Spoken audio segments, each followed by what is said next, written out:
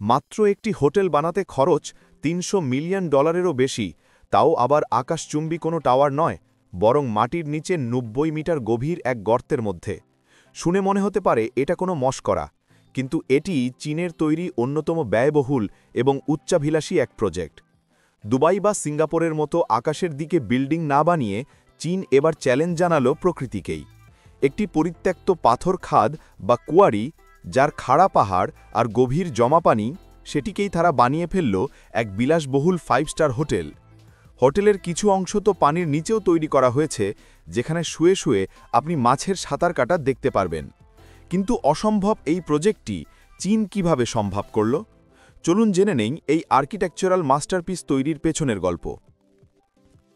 একসময় চীনকে বলা হতো নকলের ওস্তাদ। আইফেল টাওয়ার থেকে শুরু করে মিশরের পিরামিড, সবকিছুর ডুপ্লিকেট তারা বানিয়েছে। কিন্তু এবার তারা কারোর ছায়ায় থাকতে চায়নি। তারা এমন কিছু করতে চেয়েছিল যা আগে কোনো দেশ করার সাহস করেনি। সাংহাই থেকে প্রায় 30 কিলোমিটার দূরে সেশন মাউন্টেন রেঞ্জে অবস্থিত এই বিশাল গর্তটি। প্রায় 1 লক্ষ স্কোয়ার মিটারের এই পরিত্যক্ত খনিটি ইঞ্জিনিয়ারদের জন্য ছিল এক দুঃস্বপ্ন। নড়বড়ে পাথরের দেওয়াল আর জমে থাকা গভীর পানি, এখানে কোনো কিছু তৈরি করা ছিল অসম্ভব। কিন্তু চীন এই নো বিল্ড জোনকেই বেছে নিল তাদের নতুন ল্যান্ডমার্ক হিসেবে। হোটেলটির নাম ইন্টারকন্টিনেন্টাল সাংহাই মন্ডাল্যান্ড। এটি মাত্র 18 তলা বিশিষ্ট, যার মধ্যে 2 তলা মাটির ওপরে, 14 তলা খাদের দেওয়াল ঘেঁষে এবং বাকি 2 তলা সম্পূর্ণ পানির নিচে।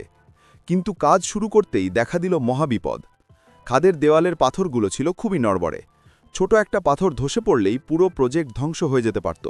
তাই কোনো পিলার বা ভিত্তি বসানোর আগে পুরো পাহাড়ের গায়ে হাজার হাজার ড্রিল করে স্টিল অ্যাঙ্কর বসানো হলো। এরপর কংক্রিট স্প্রে করে আলগা পাথরগুলোকে শক্ত করে আটকে দেওয়া হলো।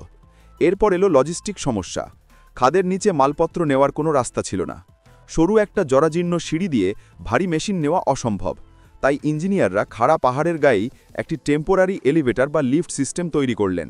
সবচেয়ে বড় চ্যালেঞ্জ ছিল কংক্রিট ঢালাই। সাধারণত পাইপ দিয়ে কংক্রিট পাঠানো হয়, কিন্তু এখানে 90 মিটার উঁচু থেকে কংক্রিট নিচে ফেললে তা বাতাসের চাপে আলাদা হয়ে নষ্ট হয়ে যেত এবং বুলেটের মতো নিচে আছড়ে পড়ত। চীনা ইঞ্জিনিয়াররা এক অভাবনীয় বুদ্ধি বের করলেন। তারা স্পাইরাল বা পেঁচানো পাইপ ব্যবহার করলেন এবং প্রতি 15 মিটার অন্তর কংক্রিট মিক্সিংয়ের ব্যবস্থা করলেন। এতে কংক্রিট নষ্ট না হয়েই নিরাপদে নিচে পৌঁছে গেল। সাংহাই এলাকাটি ভূমিকম্প প্রবণ। মাটির ওপরের বিল্ডিং কাঁপে একভাবে আর মাটির নিচে স্ট্রাকচার কাঁপে অন্যভাবে। যদি ভূমিকম্পে হোটেলের ওপরের অংশ আর নিচের অংশ বিপরীত দিকে দুলতে থাকে, তাহলে পুরো হোটেলটি মাঝখান থেকে ভেঙে যেতে পারে। তাই ইঞ্জিনিয়াররা পুরো বিল্ডিংটিকে ফিক্স না করে কিছুটা নড়াচড়া করার ব্যবস্থা রাখলেন। তারা বিশেষ স্লাইডিং প্লেট ব্যবহার করলেন, যাতে ভূমিকম্পের সময় বিল্ডিংটি ভেঙে না গিয়ে ঝাঁকুনি সহ্য করতে পারে। এই ডিজাইনের কারণে রিক্টার স্কেলে 7 মাত্রার ভূমিকম্পেও এই হোটেলের কিছু হবে না। হোটেলের সবচেয়ে আকর্ষণীয় অংশ হল পানির নিচে 2 তলা। এখানে সাধারণ জানালার বদলে অ্যাক্রিলিক গ্লাস ব্যবহার করা হয়েছে, যা অ্যাকোয়ারিয়ামে থাকে।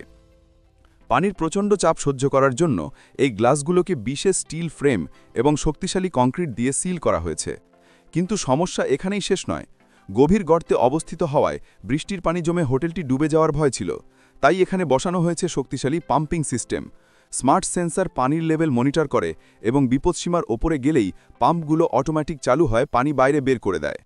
আগুন লাগলে পালানোর জন্য আছে বিশেষ ফায়ার এলিভেটর এবং এক্সিট রুট। হোটেলের মাঝখানে কাঁচের তৈরি কৃত্রিম ঝর্ণা বা ওয়াটারফল পুরো দৃশ্যটিকে আরও মায়াবী করে তুলেছে। 2018 সালে এটি সাধারণ মানুষের জন্য খুলে দেওয়া হয়। এখানে এক রাত থাকার খরচ $10,000 পর্যন্ত হতে পারে। মানুষের অদম্য ইচ্ছা আর ইঞ্জিনিয়ারিংয়ের এক চরম নিদর্শন হল এই মাটির নিচের হোটেল। ভিডিওটি ভালো লাগলে লাইক দিন এবং আমাদের চ্যানেলটি সাবস্ক্রাইব করতে ভুলবেন না। ধন্যবাদ।